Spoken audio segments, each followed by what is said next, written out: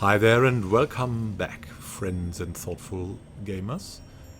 We're in Pillars of Eternity and we're just in Teir Evron, a prayer chamber to talk to the gods, helping us to follow the ancient murderer Teir. We have searched everything through here and we have found an Adra shard that we can probably use here. Let's do that.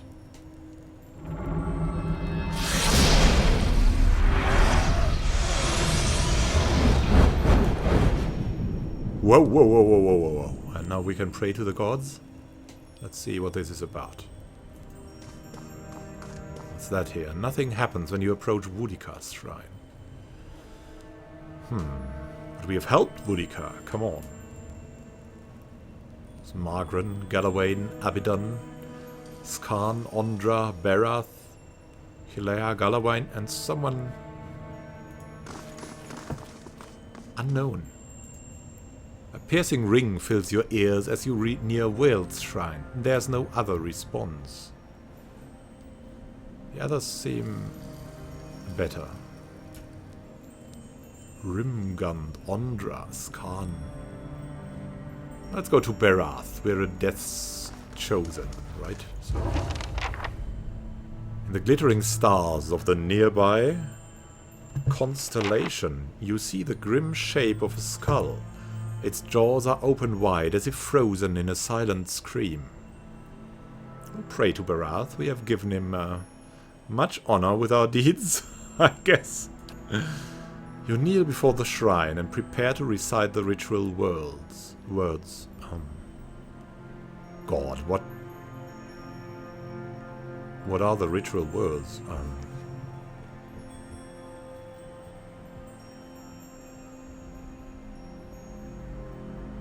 There's life in death and death in life. Oh, we have to look this up, right? A distraction. Welcome. Lavender and Lie completed. Yeah, it was about the apothecary Tama Watua, who was under attack by pirates. Joining 5 other Eastern Reach mercenaries, Kana became a passenger on an Amara longship, swift and full of weapon-bearing sailors. The ship came into regular conflict with pirates during the pursuit of Tama's kidnappers.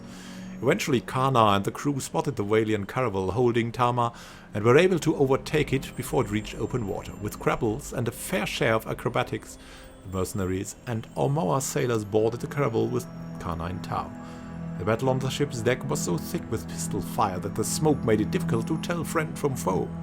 In the confusing melee, Kana came face to face with a pirate captain. In the subsequent scuffle, the longship collided with the caravel and sent it lurching. The captain slid down a length of the deck and was knocked overboard by a poorly secured cannon. Their leader sinking beneath the waves, the remaining pirates quickly surrendered or dove into the water in an attempt to escape to a nearby island. Upon Tama's return, his friends and family held a huge feast to honor him. To honor him, Kana, and everyone else that helped save him. And we gained something. Lavender wreath, a headgear, some experience, and 2 average items too. Immunity to sickened and irritating.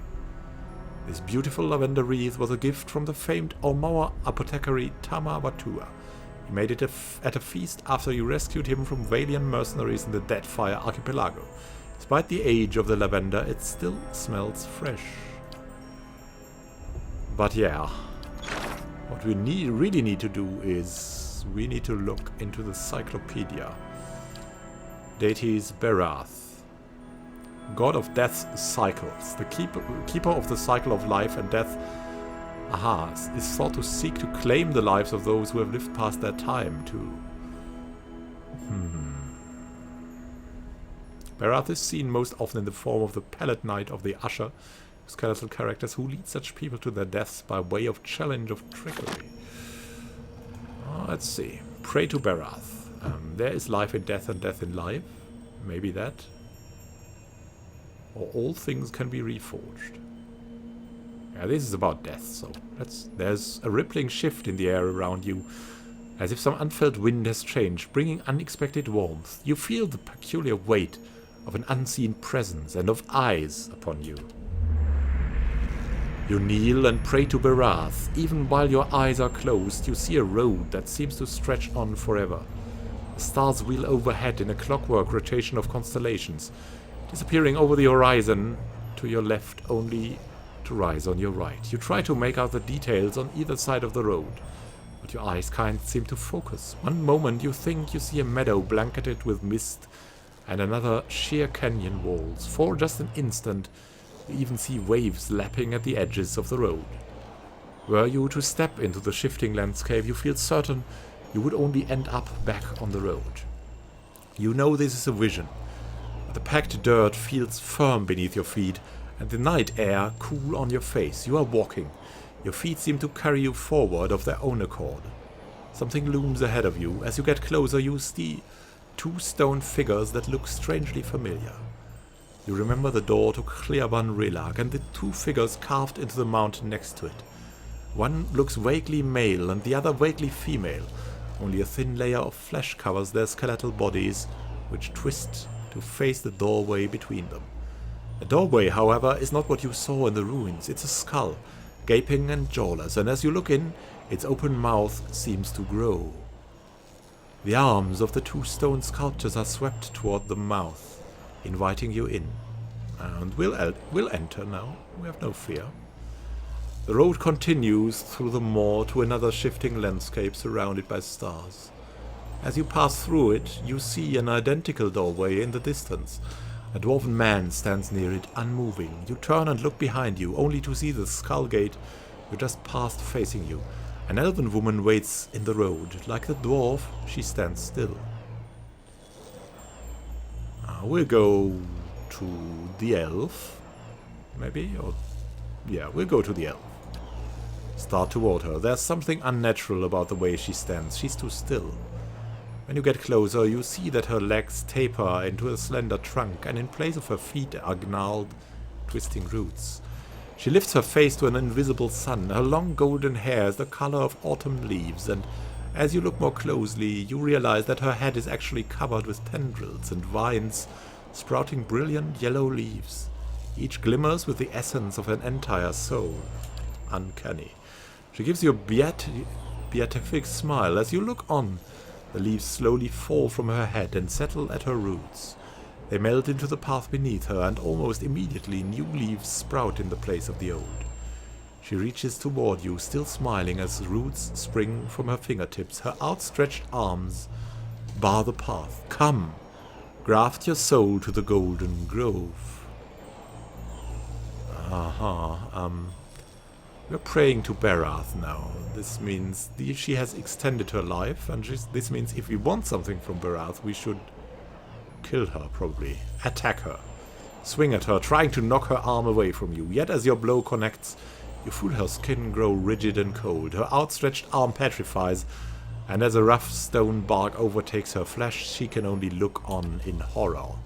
Her feet are rooted in place, but she twists and writhes, as if trying to flee her own dying limb. The petrification reaches her shoulder and spreads down her body, freezing it in a painful arc. It creeps up her neck, and she throws her face skyward like a drowning swimmer. The grayness covers her face, freezing her gasp in stone. Now that she is still and lifeless, you can continue past her.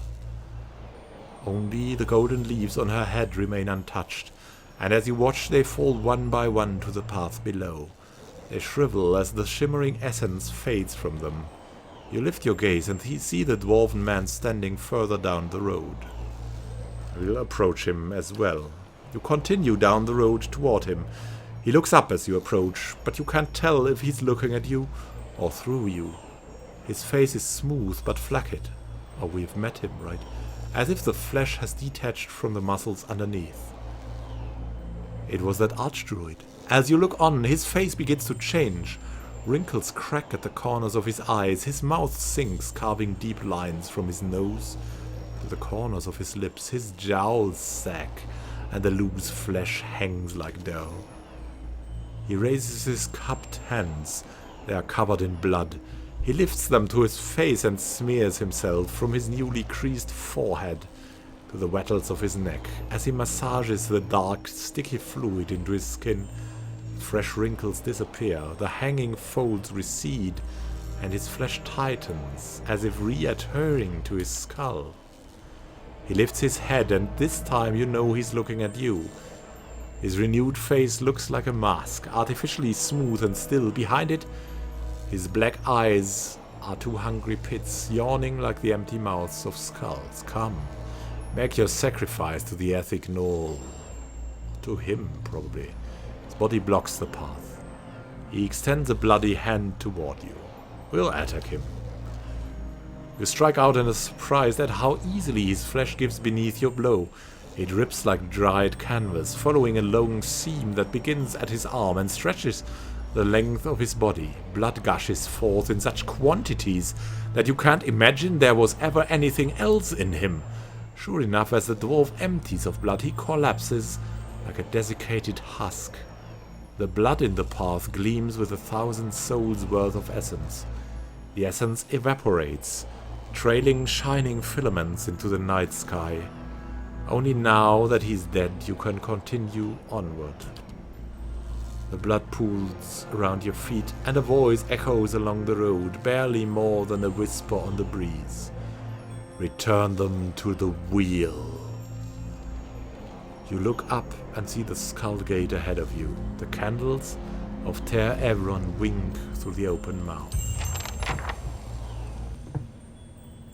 End the lives of the two figures from Berath's vision. Berath tires of mortals evading the natural cycle of death and rebirth. He showed me two individuals in particular, a dwarven man and an elven woman who have extended their lives for centuries. High overweight Arona and the Archdruid. God. Yeah, so we're going to kill even more inhabitants of this wretched place. Let's start with a less sympathetic guy. That strange Archdruid who was uncanny in the first place. We need to do what the god wants us. Like, we need to stop Theirs. We don't really respect blood sacrifice. As it means giving up the individual for an organization. For a more that is probably not more. That is no more. And that is not at all the philosophy of Kavava and our party. We want the individual. The individual man has its worth and power. And everything is about helping the individual gain this power for good. So let's go over to that Archdruid and see what he has to say about his long extended life.